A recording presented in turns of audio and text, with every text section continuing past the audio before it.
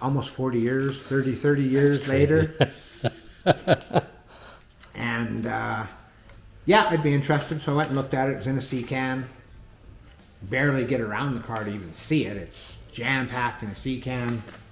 I said, yeah, I'd be interested in what do we need out of it? He said, well, I know I still owe you money. So I said, well, it hasn't changed since he took it from me back in 83, 84, whenever it was. It hasn't changed. Matter of fact, I still have a note that I made on the car back then in the 80s. Yeah. And this is a little note of things to do, and it was sitting in the glove box still. That's so my cool. My little notes on what it needed and what was left to do, what was left to buy.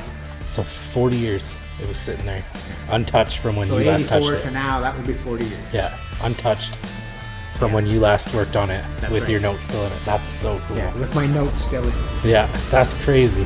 Yeah.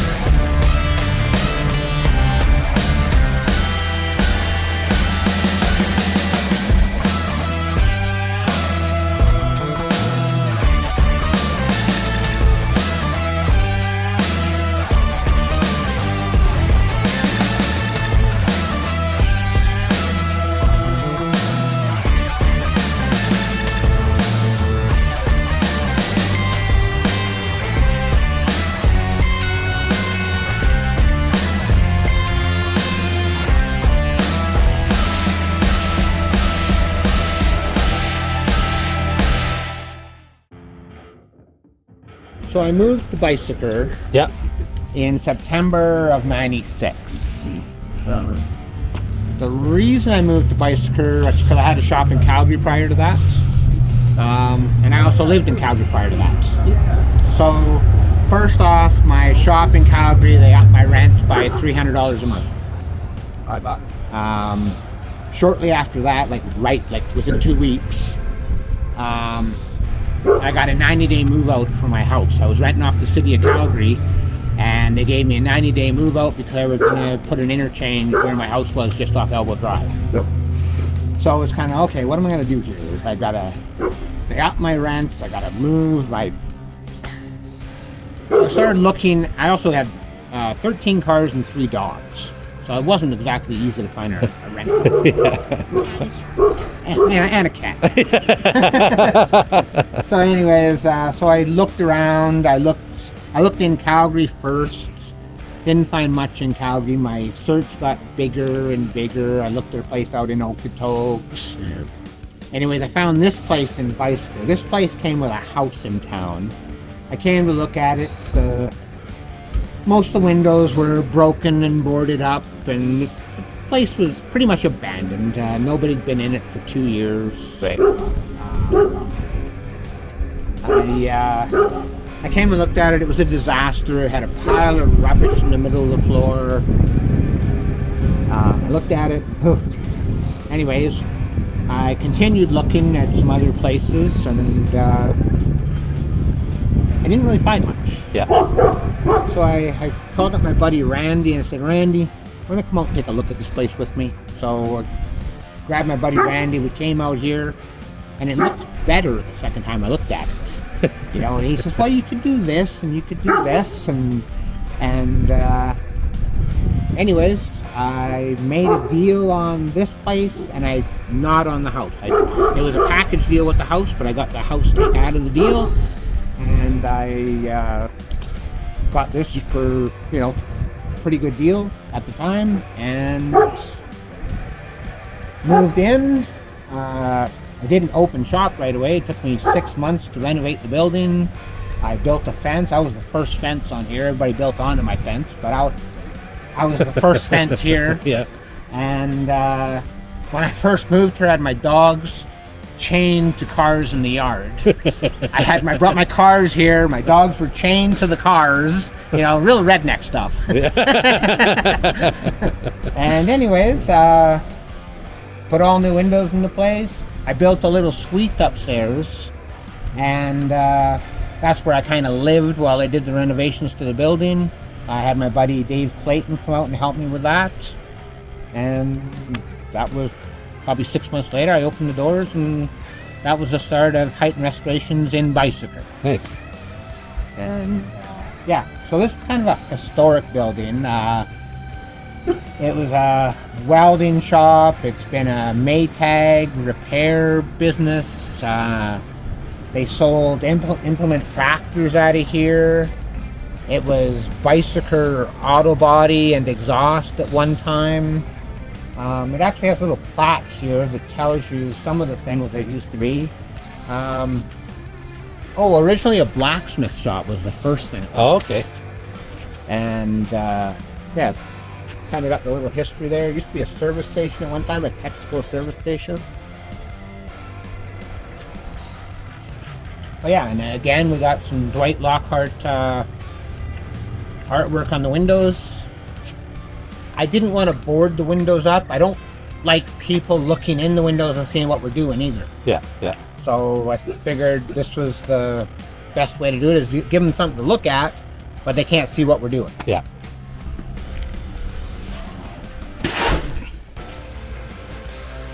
This used to be my original office. It's now not an office anymore, but I haven't really torn it down. Right. I've got an old barber chair for my office chair. That's cool. Yeah.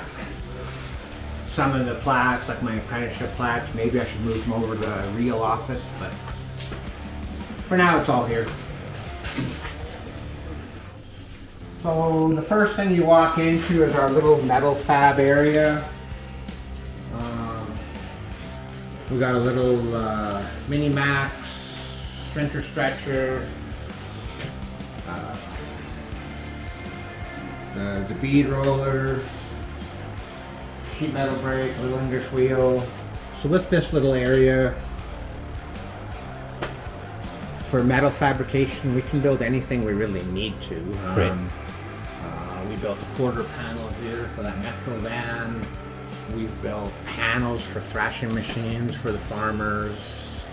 I built a 58 Impala quarter panel a few years back. We've built Model A quarter panels. Most of the time we're just doing small patch panels for the restoration stuff.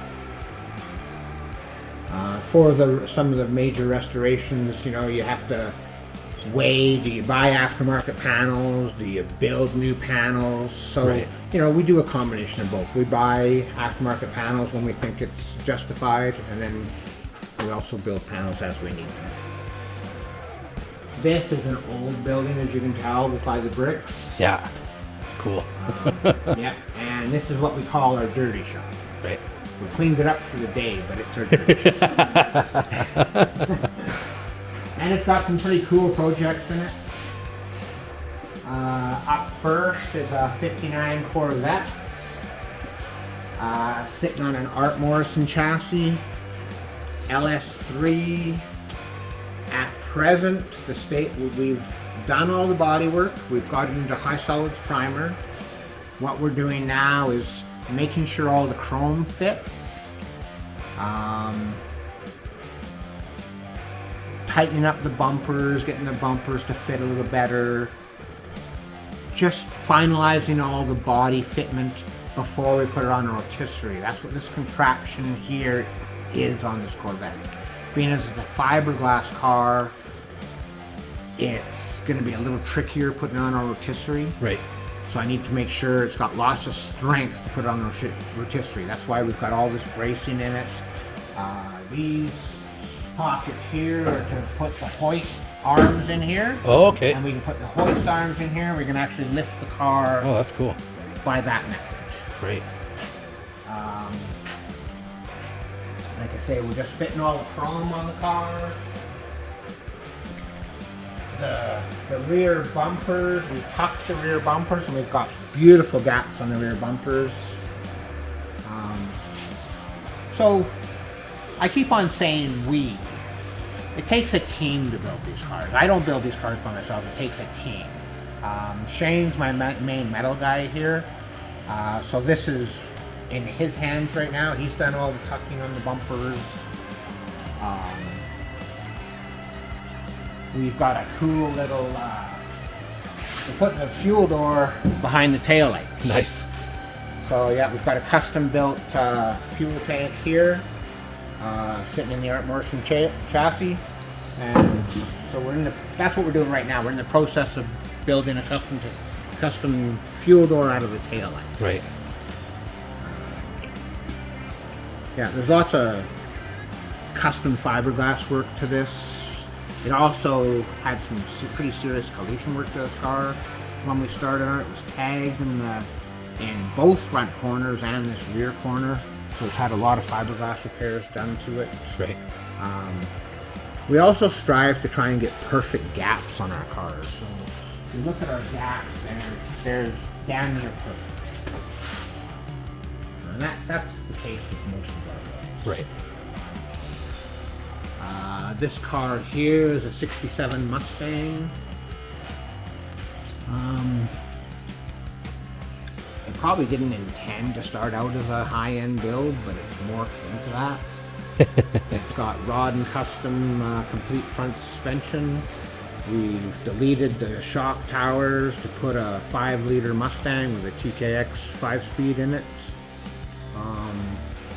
It's going to be a monster. Yeah. Yeah, so right now we're just on the underbody. We're doing body work to the underbody of the car. All the rust repair is done. It needed extensive rust repair. It's got all new floor pans. The complete firewall forwards has all been modified and custom. New quarters, new tubs. Like I said, we're just going to start the body work on the underside.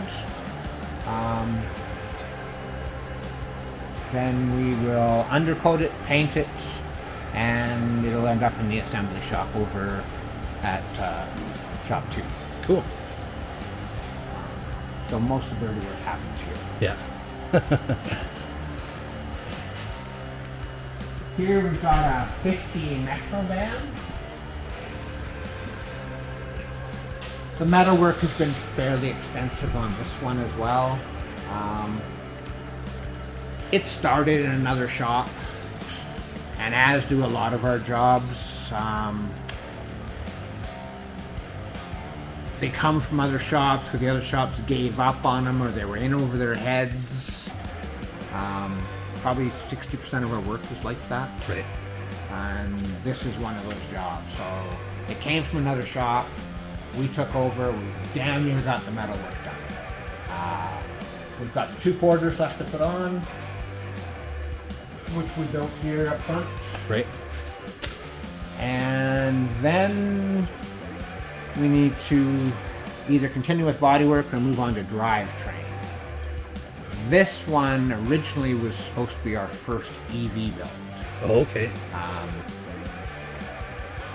We're going to have to talk with the customer a little bit further about that. We're not sure it's going to be an EV build anymore. EV technology still isn't where it needs to be.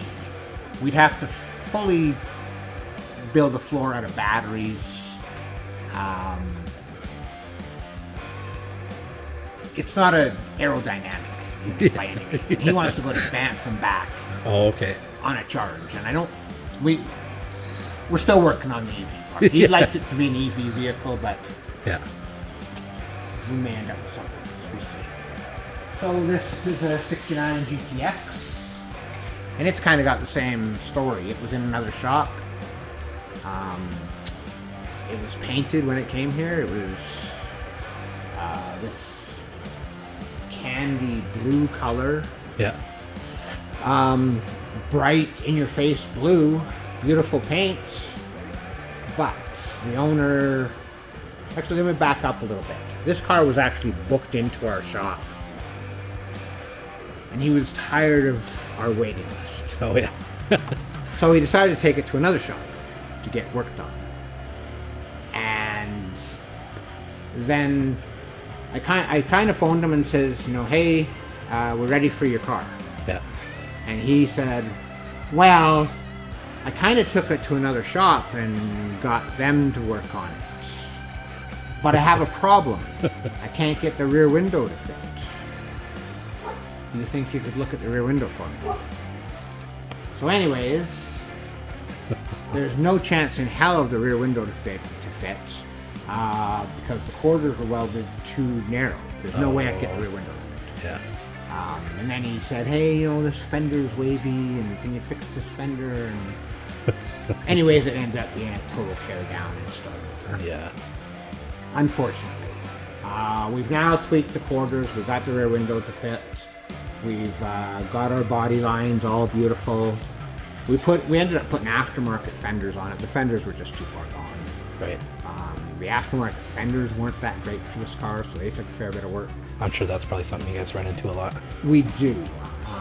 Aftermarket fenders do not just bolt on. You Yeah. have to make them fit in the majority of cases. Yeah. Sometimes you get lucky.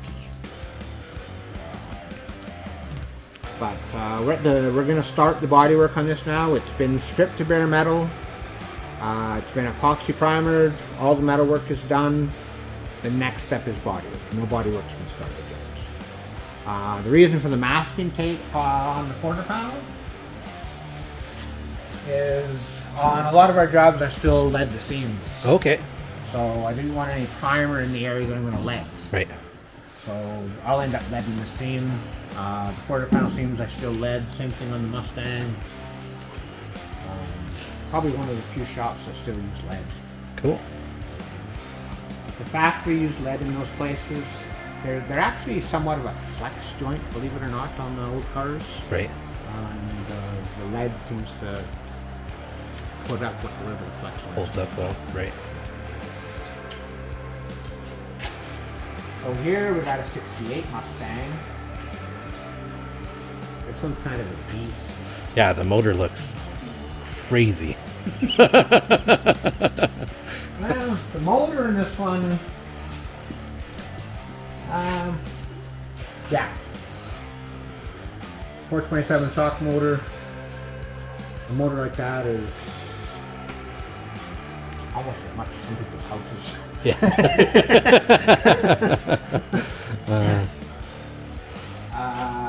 This has a Roadster shop front clip on it. Okay. The tubing is not part of that clip, this is all extra. This one was also in another shop, and we kind of just took over on it. We pulled it from that shop and just brought it to us to just take over, Right. just to get it finished. There's a lot of custom work on this. We've built a one-off hood. The hood's not on it right now, but it's got a one-off hood. The owners had this car since he was like 16 years old. It was painted at one point, the orange and black, when he was a kid. Right. And kind of got tore apart and hasn't made it back together yet. Definitely pro touring car. It's got the Bose wheels on it. We've flared the fenders. The fenders don't look flared, but they are flared just a little bit. Right. Give it just a little bit of a wide body. That's all done with metal.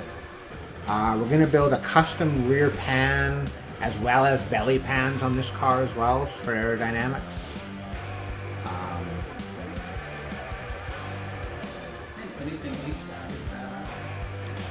Yeah. 8-stack definitely is back. Yeah. Yeah, that's cool. And the 8-stack software. Yeah. Yeah. It's going to have a GT500 influence to it, Yeah. but with a few little tricks. The interior will be mostly like a GT500. Right. The body will have GT500 style striping. definitely a little whizzier underneath the hood and on the suspension. Right. The exhaust is really cool. Oh, okay. Got a complete exhaust system by unobtaining weld. Right. All polished stainless steel and beautiful, with the custom huge exhaust. It has a very good view from the back end. If you get down low and look at the back end of this car, it's going to be quite the view. Okay. Yeah. Cool. So you were talking about how long of a waiting list do you guys have? That varies a little bit. So we also, like I said, we do mechanical, small mechanical jobs. People want to bring their cars in and get them spring ready, so we'll do the maintenance on classic cars. Right. But a waiting list for full builds is at least 18 months. Yeah.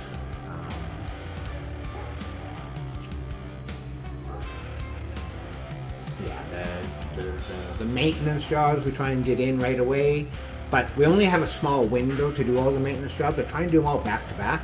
Right.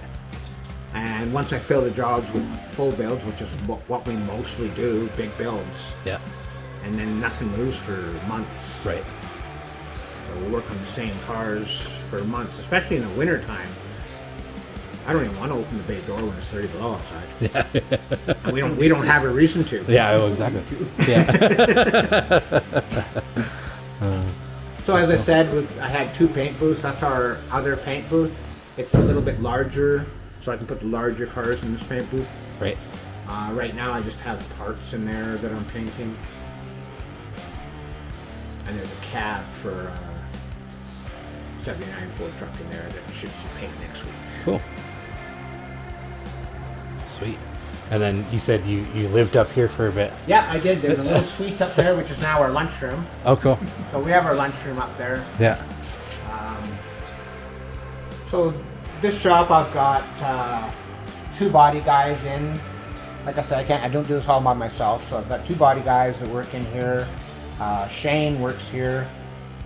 He's been a metal guy with me for almost 20 years. Oh, wow. So he's my longest employee. He was doing detail work at Drumheller Chrysler prior to coming here. Matter of fact, he met me through the Snap-on tool guy, and he's from there. So he got on the Snap-on tool truck and he says, "You know what? I'm tired of working at the dealership cleaning cars. He said, I want to get into something else." And I told Daryl that, hey, I'm looking for employees if you know of anybody. So Daryl told Shane, you should phone Chris. And oh yeah, okay. Daryl says, no, you should phone Chris now. So Daryl phoned him right on the spot on the Snap-on tool truck, put Shane on the phone. I said, well, come on down. I hired him right away. He gave notice to the dealership. Yeah. I trained him. He was my first employee out here. Right. So I trained him on the metal end. That's what he wanted to get into. So Yeah. I trained him how to do the metal work. He had the basics, but I trained him to do the tools, and then he just went with it from there. And Right. then self-learned, and Yeah. he's been here almost 20 years. And That's cool. Same Snap-on dealer, too. and we have the same Snap-on. Yeah. That's awesome. Actually, I said he was my first employee, and that's not 100% true. My wife was my first employee.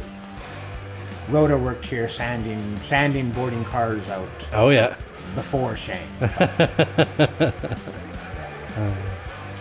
she moved on, and she's now a nurse.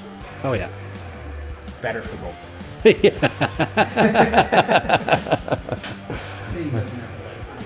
No. Yeah. Yeah. Makes sense. Cool. Yeah, so I got a fenced yard at this shop too. It's one of the first things I did when I got the shop was put a fenced yard in here. Mm-hmm.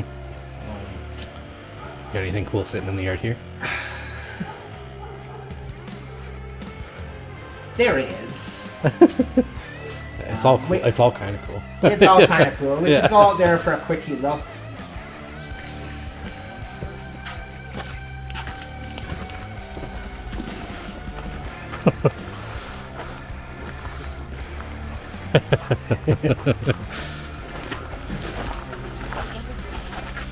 Oh yeah, there's some cool stuff back here. 67 Camaro, that's one of mine. I don't know what I'm doing with it yet. Right now it's just sitting there. I got a 77 square body. That one I'm probably just going to make a driver out of. Right. Secret patina. I got a 502. I'll probably put a 502 in that one. I got a 502 sitting around doing nothing, so probably put that in there. Maisel. Coolest car in this yard is the hardest one to see. And that is a 34 Ford panel. Oh, okay. And that is the 34 Ford panel truck. Oh, cool. It is a really nice body. This Yeah. is the roughest side. The other side is nicer than this. That's cool. It's a really cool mix.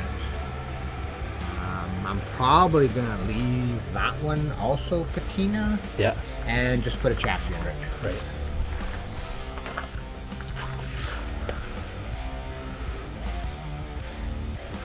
Yeah, that's really cool. It's waiting for some shop space. Yeah.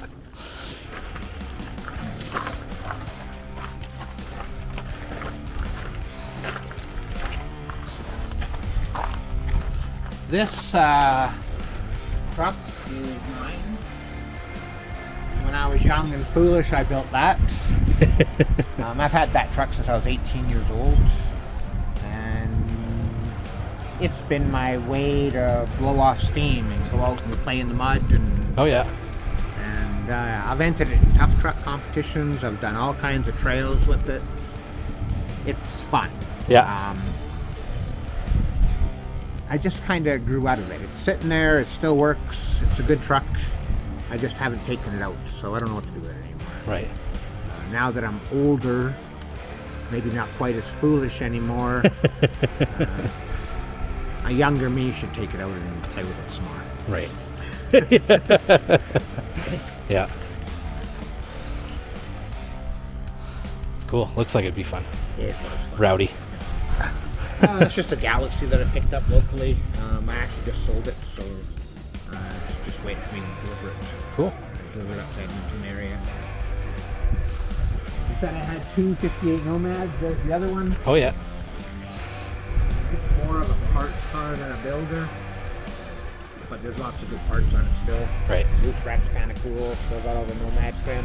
We'll see.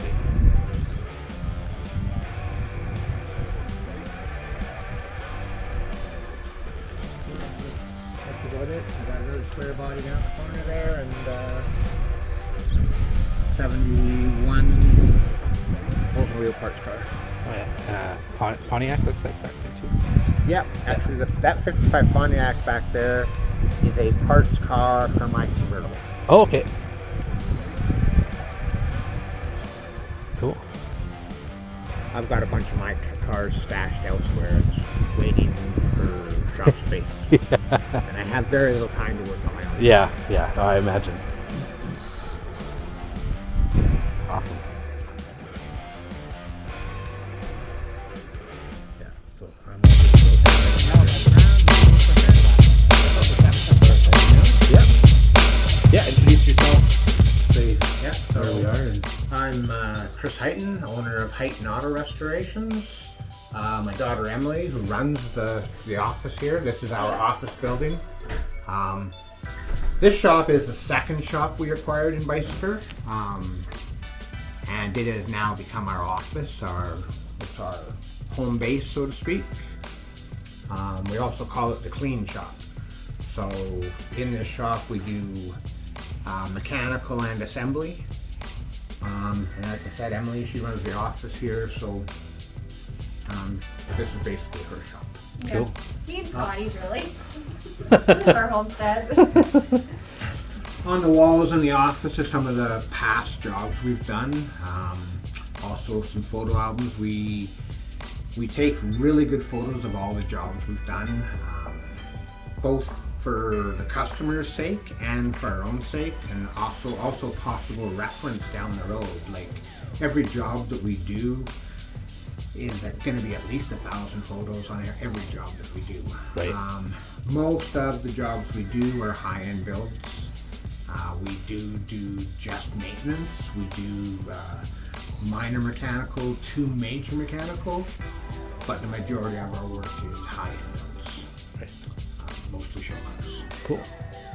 So this is our office.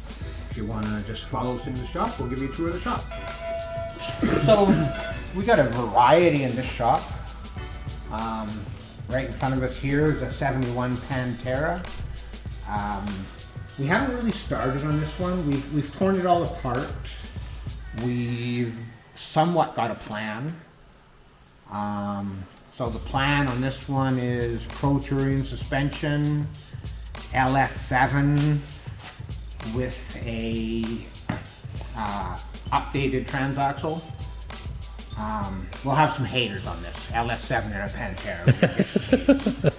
We're gonna do kind of like a GT40 style hood. It's gonna have a roll cage. It's gonna be a cross between a race car and a pro touring car. We're gonna lower the floors in it so that the owner can sit in the car with a helmet on his head and not hit his head on the roof. I imagine they're probably pretty tight cars to begin with. They are. Yeah. There's not much to them. They're actually a pretty simple car. They're very lightweight. We were playing with the idea of wide body in it. I'm not sure if we're still going to do that or not, but that was one of our ideas. We should get the LS7 soon. We'll do full belly pans. Yep, full belly pans on this one Aerodynamics too. and cleaning. Right. Yeah, it's going to be a pretty neat car. And this is a repeat customer because we built the Walnut Camaro, same owner, so. Yeah. He sold the one lap. He raced it for way over 10 years, maybe 15 years. Yeah. And He won the One Lap of America in the vintage class 3 or 4 years in a row. Okay. Yeah, That's cool. And, we've been to SEMA with that car 3 years, Yeah. so hope for good things with this one too. Sweet. That's cool. And you won the Ultima Battery Challenge, the road course challenge with that car. Yes, before. Okay. Yeah. Drives them and uses them too. That's Right, cool. and abuses them. Abuses them. yeah, and then he sold. It's not he sold the abusive, Camaro. it's built for. That's right. That's right. Yeah. He sold the Camaro probably about a year ago, and then he got this one in the States. So Cool. Yeah, yeah, now it's here, and we're planning to build. Awesome. Next to that is a 50 Ford pickup. It's registered as a 51, but the grill is not a 51, so it is a 50 Ford pickup. This one was booked into the shop. When his turn finally came up, he came down with his mom and his sister and brought the truck here, and he dropped it off. It came from Edmonton, Yeah. and as soon as he dropped it off, we had a good look at it, and we told him that we probably couldn't do the truck because he's just a young guy, he's Right. in his 20s, and the chassis drivetrain in this truck was toast. Right. It just needed too much work. We couldn't even save the frame. The frame was okay. just butchered. Yeah. And we actually tried to talk him into taking it away. We didn't want it. But it was almost an emotional time. It was his father's truck. His father had passed. He wanted to build the truck in memory of his dad. And there was almost some tears between his mom and his sister. And so I said maybe I can do something, and we pondered on it for a couple of weeks, and I came up with a plan. The plan included buying a parts truck. Like, he couldn't afford to buy like a roadster shop chassis or Right. anything, but he needed a chassis. Yeah. So we bought another running driving truck, another 50 Ford. And it was a nice truck. It was chopped, it was suicide doors. Oh, cool. Well, it didn't have suicide doors, it had shaved door handles. And it was a nice truck. Needed work, but we bought that truck, wrecked it just for the chassis and some other miscellaneous parts. And then we swapped his dad's truck body onto the new chassis, and Here's his father's truck. We didn't do any paint or body work because we want it to still look like his father's truck. Right. That one's pretty well ready to go. We're just doing a little bit of road testing on it. We're going to drive it just a little bit more this week and it's ready to go. Cool. That's awesome. Yeah. In the booth here, we have 2 booths. This is our smallest booth of the 2 booths. We've got a 70 GTO. I'm just doing a couple touch-ups right now. It's kind of masked up, so it's not that easy to see, but it's basically ready for paint. So I just got a couple little primer touch-ups on it, and that'll see paint within the next 2 weeks. Cool. Then we just got a little bit of assembly, and away we go. A little further into the shop here, we've got a 81 Camaro Z28. We did this car a year and a half ago. Okay.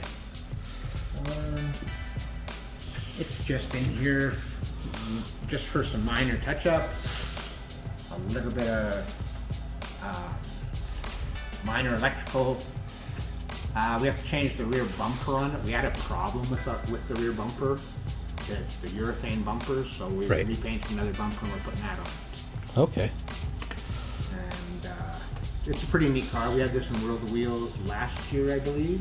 Yeah, I think I can say I'm pretty sure I've seen this one. Yeah. Yeah. So here we've got a 47 Hudson. So we're doing a complete chassis swap on this one. This is Scott's project.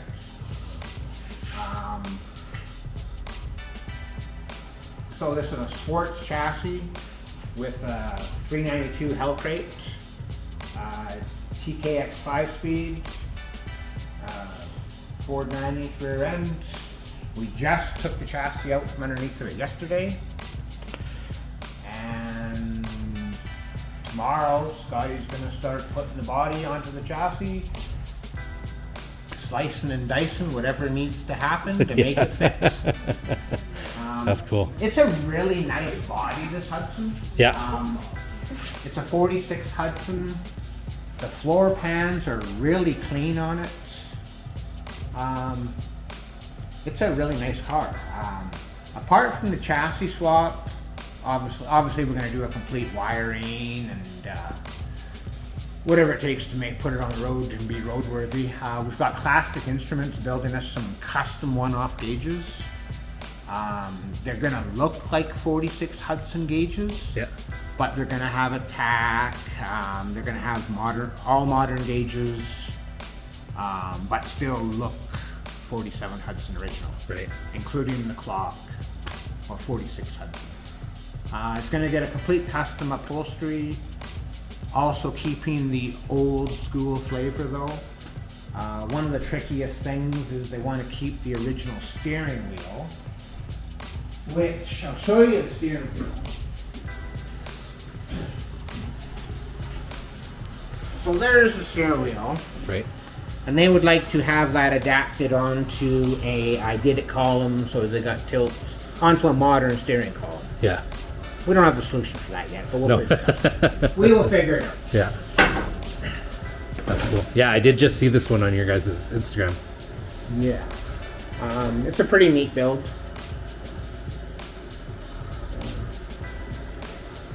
Very cool. So we've been in this shop 7 to 8 years, somewhere in there. 8.5. I lose track. There's our original 351 out of the Pantera. We don't have the LS7 yet, but that engine's going to need a new home. Would you like to see that 57 Buick station wagon? Yes, I would. I really would. Yeah. There's our original chassis for the Hudson. Oh, yeah.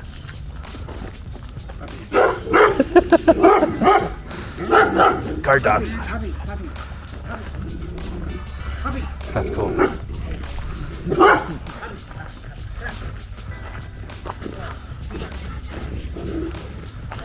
So is this the scrapyard or the future projects? Well, this is a customer's car. Yeah. This is going to be a full mechanical build.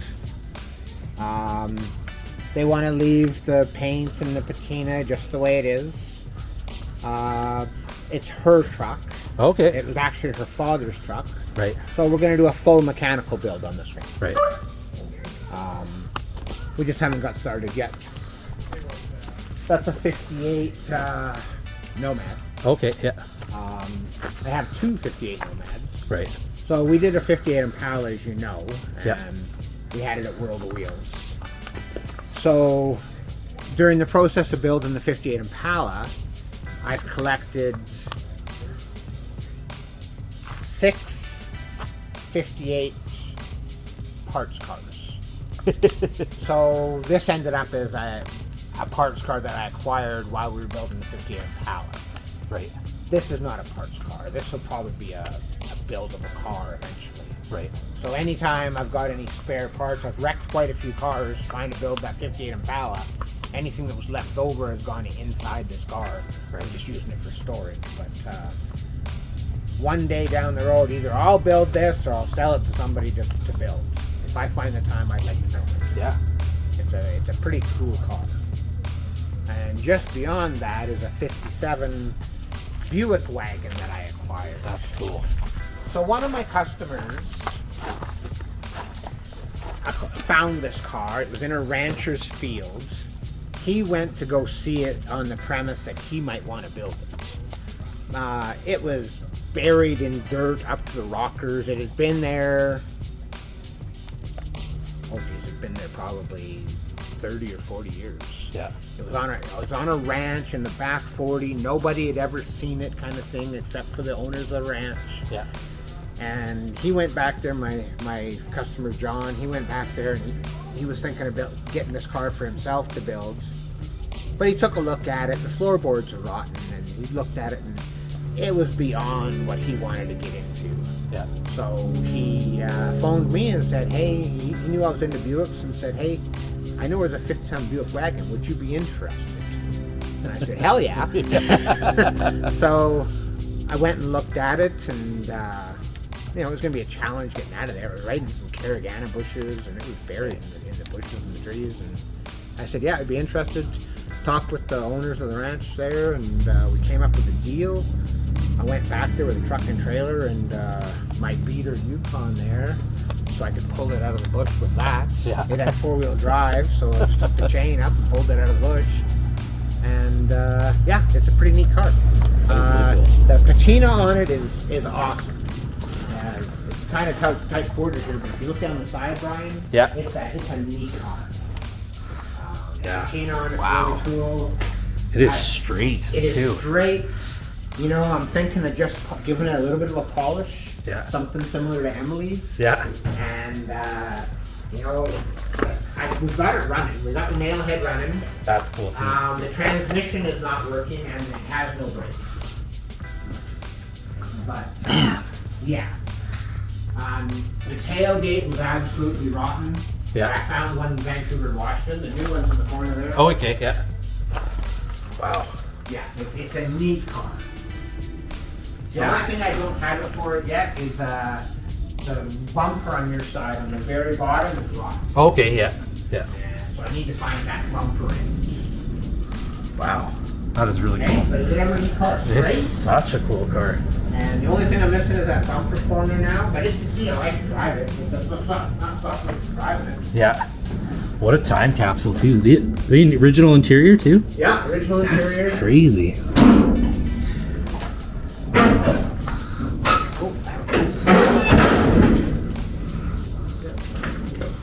Old Parks Canada sticker from 1963. Yeah, Wow. yeah. Too cool. 364, and like I said, we got it running. Yeah. So the brakes aren't working. It's got a complicated brake system. We're just gonna lose it and Yeah. do a hot rod brake system in it. Yeah. Wow. All I need is some time.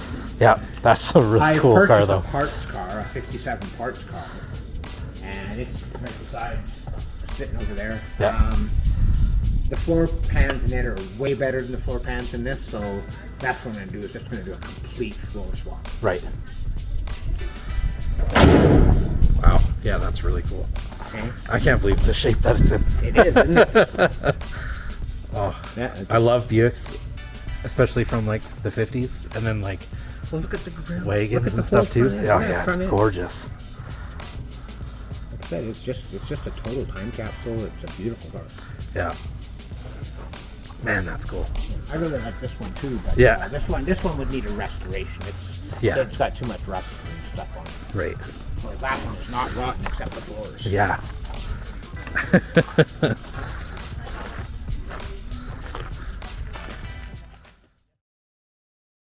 You're watching Blue Collar Garage Culture Shop.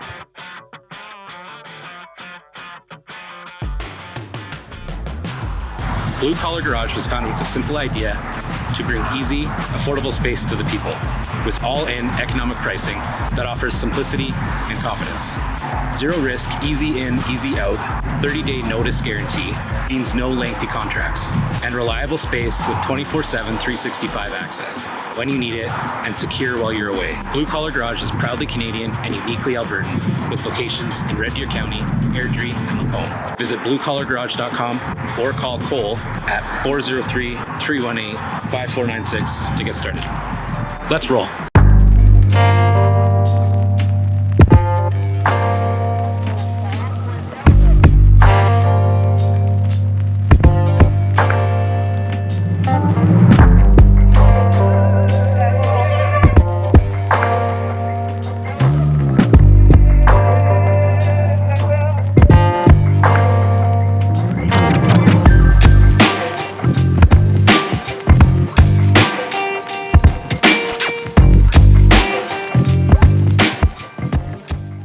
So this is our third shop, Brian. Okay. Again, we got some artwork by Dwight Lockhart on the windows. Yeah. So people can have something to look at without seeing in. We've been in here a year and a half now, Okay. thereabouts. Yeah, so this is another heritage building. It used to be a gas station. It doesn't look like a heritage building anymore because it's been totally redone. Right. It's a dealership as well. It was Bicycle Motors Okay. way back in the day. Yeah. And there's my 63 Riviera. That's where I planted it. Beautiful. Oh. It's a Target.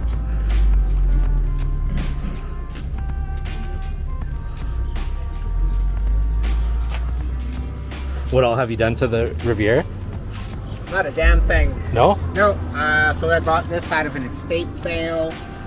I have not painted it. The first thing I did was I put an Air Ride Technology air ride system in it. Yeah. And I ran like that for probably 2 years.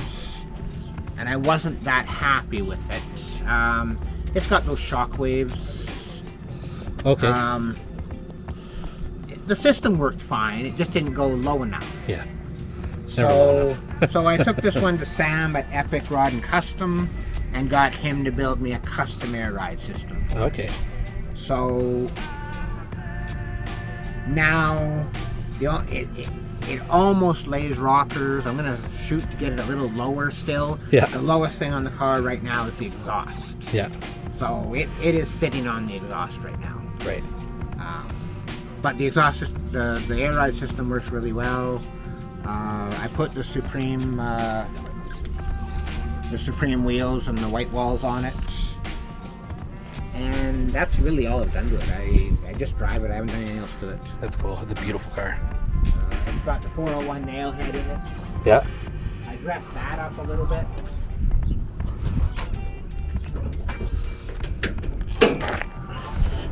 Oh, cool.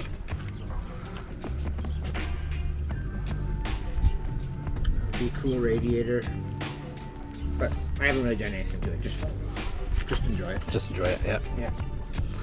Very cool. It is a beautiful car. It's It's on cool.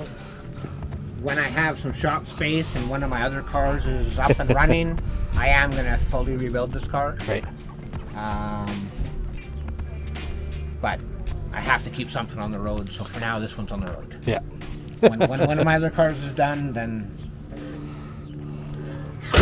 So far, there seems to be a lot of cars on that list of Yes. when there's space in the shop. Yeah, and you've hardly seen any. Yeah, I've got another storage unit in the next town, and I got about 30 of my cars up there. Oh, yeah. In line waiting to get in. He's supposed to be selling these cars, but then he'll Buys sell more? one and then he'll buy 3. Yeah.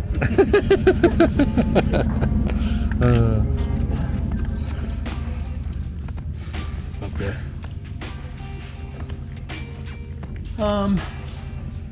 So we've been renovating the shop since we've gotten into it a year and a half ago. I think we've come a long ways. It's starting to look like a real shop. Yeah, it looks good here. It's awesome. Up on the wall, we've got some of our show winners. They all have show boards. These are just the show boards of some of our vehicles we've shown over the years. This room here, I'm going to call my library. Research and development. Research and development. So I can bring a customer into this room, go over the whole project with them, come up with all my ideas, lay them out on a table. Also, I can do all my research in this room. Right. I've got manuals, going back to the 40s. I've got manuals going back to the 40s. Any research I've done on past jobs, like we've done lots of GSs and GSXs. I've done 2 full restos on GSXs, a few GSs. We've done a complete concourse restoration on a 63 Corvette. When I do those cars, I document everything. So I've got binders of some of the old builds we've done. So if I do another one, Yeah. I've already done the research. Right. The research is here, so I can just pull out the book, go through the book, and you know. So when I do a full resto like this 71 240Z behind us, I'll document it all as we do the research. Right. You know, paint markings, paint daubs, part numbers. I'll do all the research. Yeah. Put it all in a binder. And then you got it for And next then time. 5 years, 10 years, 15 years from now, I can bring that binder out and it's got all the info. Right. And that's invaluable stuff. I've got collision Mitchell manuals going back to the 50s. Yeah. They help on some of these old cars. It just Right. they've got lots of diagrams in them. You can go through the diagrams. You know, you can see how parts go together, what the parts are supposed to look like. Right. There's lots of info in there. Even tells you how many hours it should take to take the car apart and put it back together. Yeah. Photo albums. In the back room there, I got photo albums going back 40 years. Yeah. I've got boxes of old photo albums because ever since day one I've documented the builds. Right. So, and like I say, there's usually 1,000 photos to a build. That's cool. So I've got thousands and thousands of photos of the builds we've done over the years. Yeah. That's awesome stuff. Yeah. That's so cool. And this has an upstairs just for some part storage. It's not very big, but... Right. And then the dash that we saw at the show. So that dash is from the 58 Impala that we built. Yeah. That's the original dash out of the car. We replaced it with a 59 dash. So I restored the 58 dash. The customer's going to take that and he'll take that dash home and put it in his office or whatever. Okay. For now it lives there until he takes it. Yeah. It is. I mean, it's a super cool piece of furniture. It is. Yeah, and I think I'm going to do that with a few more dashes too. Yeah.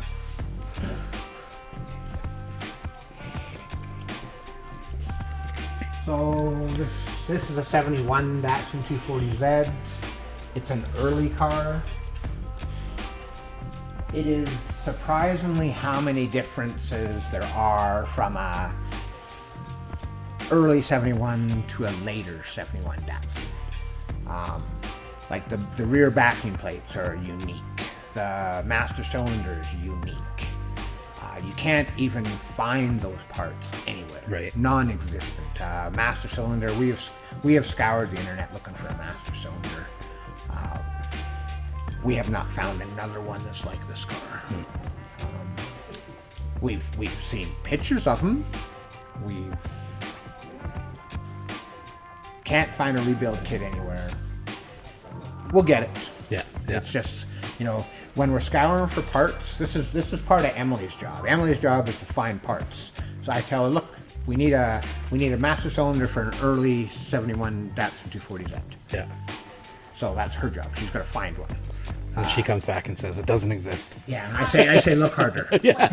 Go to another country. Look in Australia, look in Great Britain, look in Germany. Yeah. Right? This is very similar to a 73 Capri, that you can't get anything for Capri, and I took over 2.5 years finding stuff, and it's just a matter of like looking, and then a few months later look again, a year later look again, and sometimes they pop up. But yeah, like all over the place. Yeah. So. The 73 Capri, we ended up finding all the parts to rebuild the engine out of Australia. Oh, okay. We couldn't find anything in North America. Right. It was a Cologne engine, a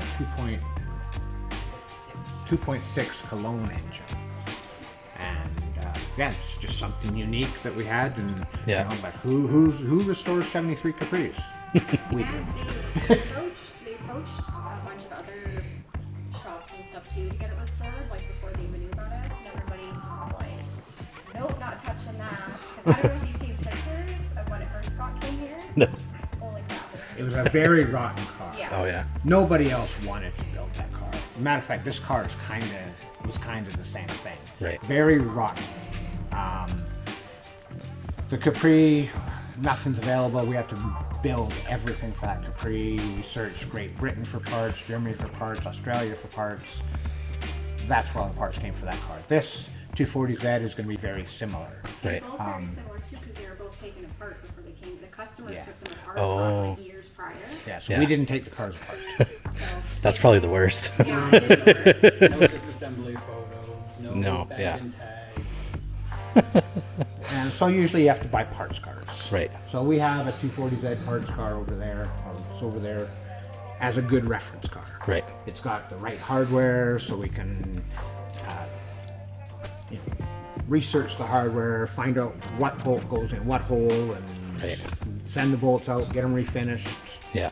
bring them back, and start putting them together. This customer is actually quite knowledgeable himself. He knows this car very well. He's full of information. He's the original owner on this car. Oh wow. And he has, over the years, gathered parts knowing that he was going to restore this car. He bought NOS rockers, NOS floor pans, NOS full front aprons. He brought a whole bunch of NOS parts to build this car, and that he's been saving for years. Now, if you look on the internet, there's nothing available for this car. Right. So it's fortunate that he did have the foresight to buy those parts when he did. Right. So this car will have, when we did take the suspension apart, like the customer took the suspension apart, but he took it apart in one big chunk. So we took the one big chunk and took it apart further. Right. So before we just take it apart and sandblast it, we slowly take it apart like an archaeology dig, and we look for paint markings, we look for paint daubs. And as we see anything, we document it, we photograph it. We write down what color it is. I actually try and color match it before we lose the color. Right. So, like the struts, the springs on the struts had one red stripe and one white stripe. So I matched the red paint before we lose the red paint. Right. Lose the red paint. So eventually we sandblast all the parts. We prep all the parts, sand them, bodywork them if we have to, paint them, then we replicate all the daubs and the paint markings and Right. overspray sometimes. Yeah. So we're hoping World of Wheels next year we'll have this one ready to go. Cool. look forward to seeing it. as a restoration project. But it's not going to like pretty good. It's going a bit better than pretty. It's going concourse perfect. Right. It has to be perfectly correct. So a lot of tags, decals aren't reproduced for this car. Right. So we've photographed them with rulers, and we'll get them all replicated. Right. We'll get the decals made. Even the decals, like the sway bar has got a decal on it. Part number decals, for instance, the gas tank straps have a decal on them with the part number. Okay. So I'll replicate that. Right. I'll do the research. This car had stencils on all the control arms. A lot of the bracketry all had the part number stenciled on the car. Oh, okay. We will replicate all the stencils and reproduce them. That's cool. There's a lot that goes into it. Yeah. So Scotty's the main mechanic, the lead project manager, but he works in the office mostly. Like your office location, but behind there. Yeah. Mechanic, Yeah. So in this shop, Dave is our other mechanic. This is his project. Okay. And so right now we've got the diff apart, and we're going through the diff, whatever it needs, put it back together, then we'll paint it. Great. As well as all the rest of the miscellaneous parts. Brake lines and yeah.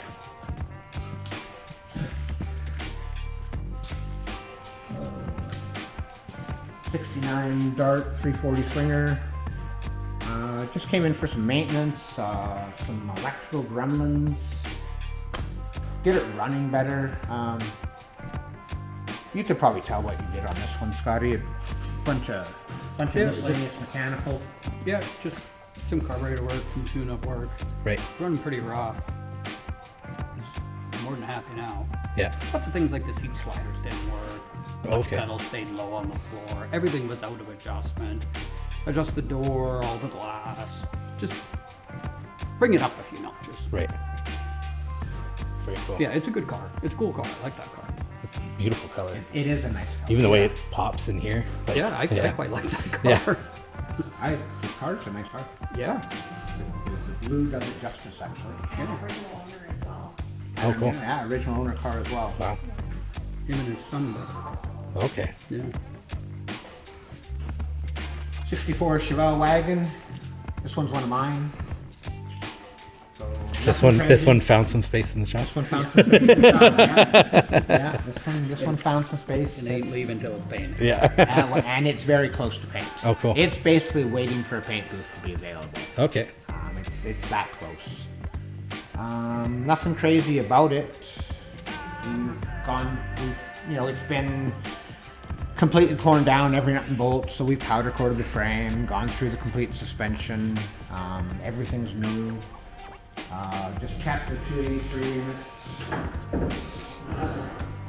Oh yeah. So nothing crazy. Power brakes. I've upgraded it to bucket seats and a console on the interior.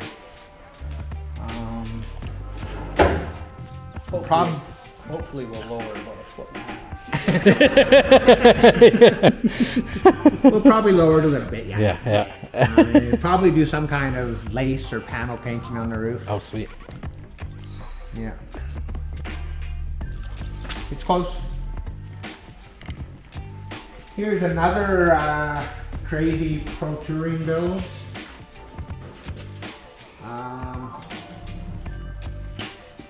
This one is, if you opened up a catalog for Detroit Speed, this has everything for Detroit Speed in it. Oh, yeah. It's got the complete quadrillink suspension, the complete front subframes from Detroit Speed. It's it's not mandrel bent. What's it called? Hydroform. That's the word I was looking for. This has a Lingenfelter built LSA engine. We're at about 1,000 horsepower, just under like 960 or something. Wow, that's cool.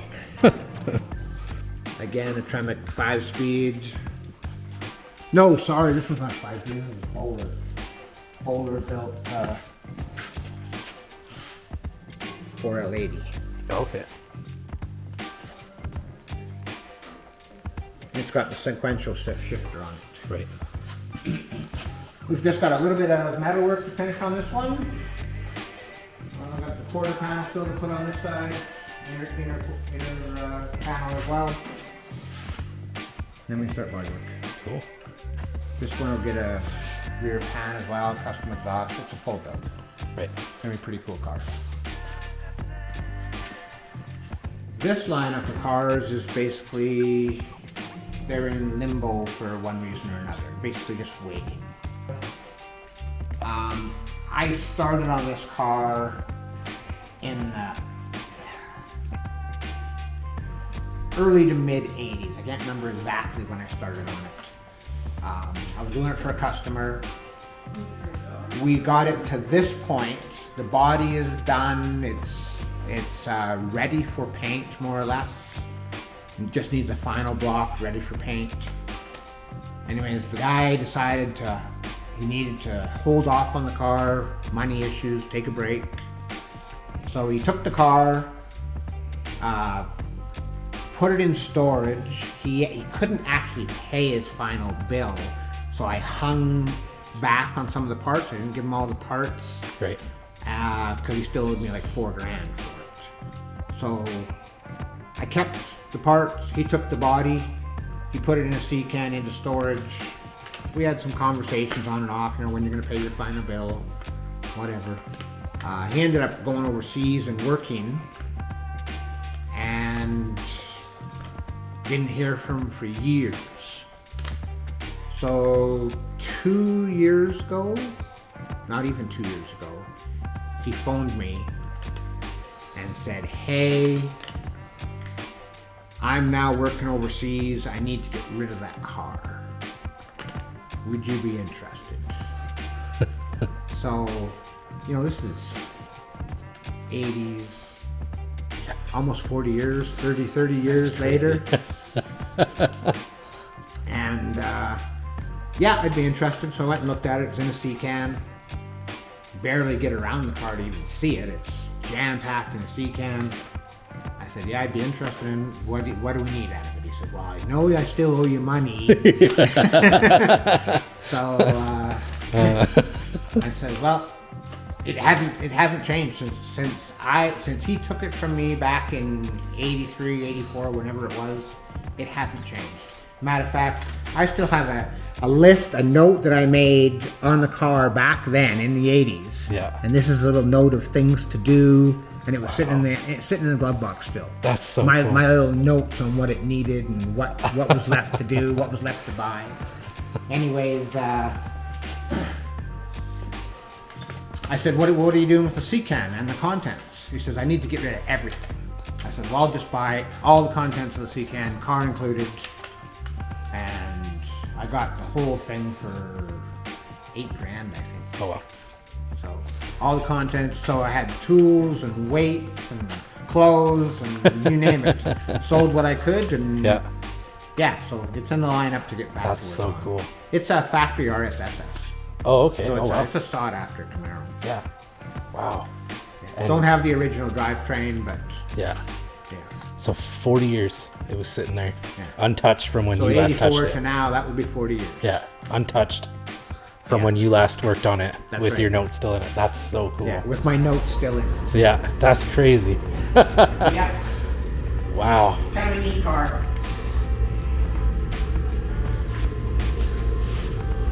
That's so cool.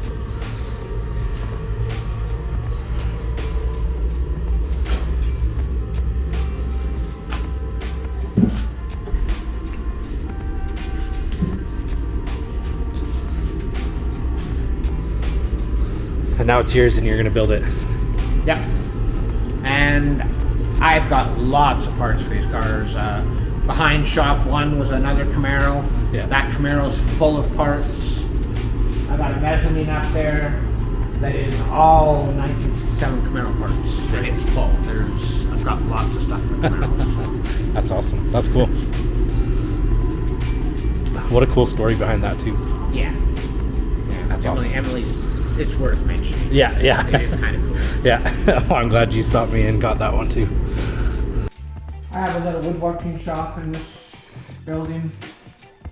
So if we need to make a buck or... My dad was here. Yeah. Oh, okay. Emily's bedwood was built in here. If I need to make a buck, like for quarter panels, if you're building a quarter panel, you might need to make a buck, so we'll make the buck here. Right. We've got a Model A. We'll build some of the Model A wood in here. Right. Cool. Our engine storage room.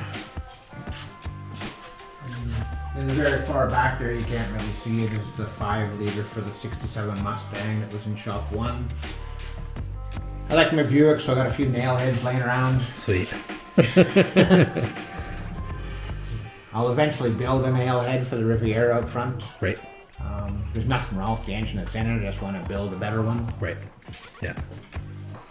Yeah, nail heads are cool. Oh, we got a nice little assembly room here. Couple of oldies, 24 Star.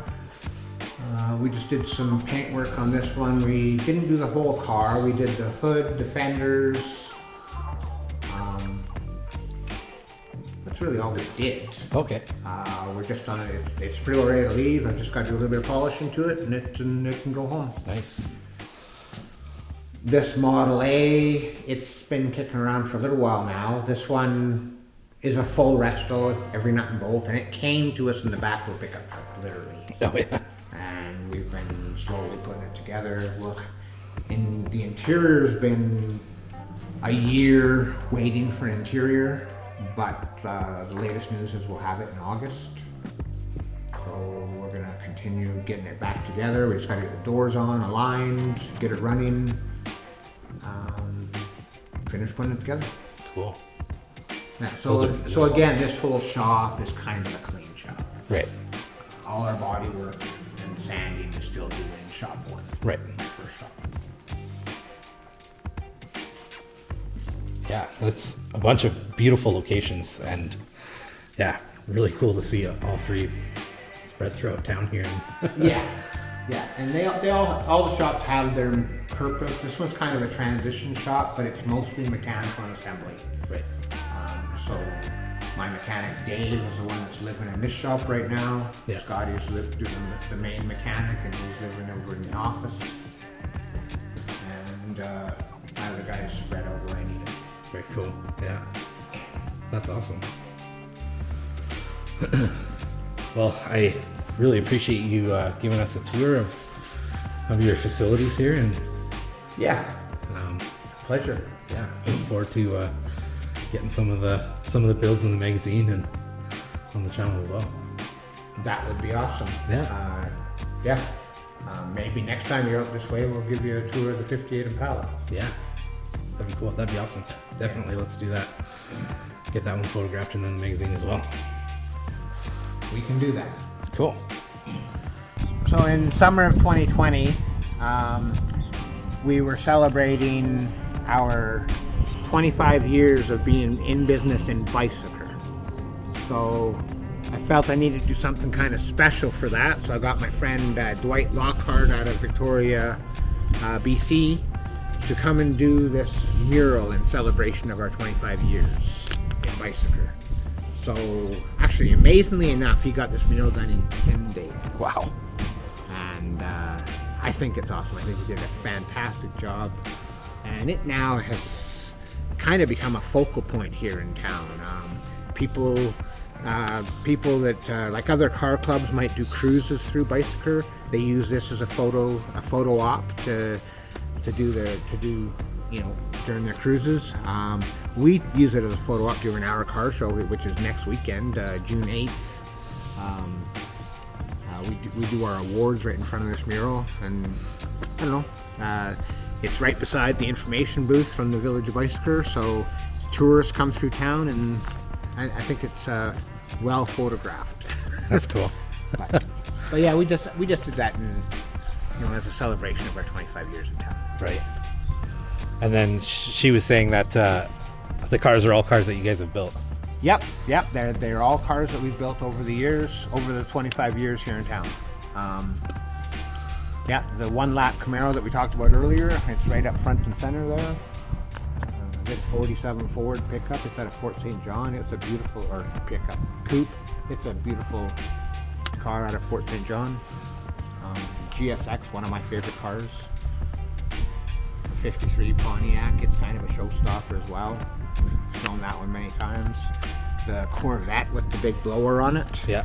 That car actually became the ISCA 2023 champion. Oh wow. It came a long ways. Very cool. The 55 Ford pickup in green on the very end there. That was Jim Leslie winner 3 years ago. The Jim Leslie Award's kind of the top award for Alberta. Cool. Yeah. Awesome. So the artist Dwight Lockhart, I think he's a great artist. He's a licensed rat fink artist as well. Oh, cool. If you looked inside the shop and the other shops, they all have rat fink influence in them. I love rat fink. Yeah. So the other shops all have artwork done by Dwight Lockhart. Nice. Be it rat fink orientated or just jobs that we've done, and he does a fantastic job. Right.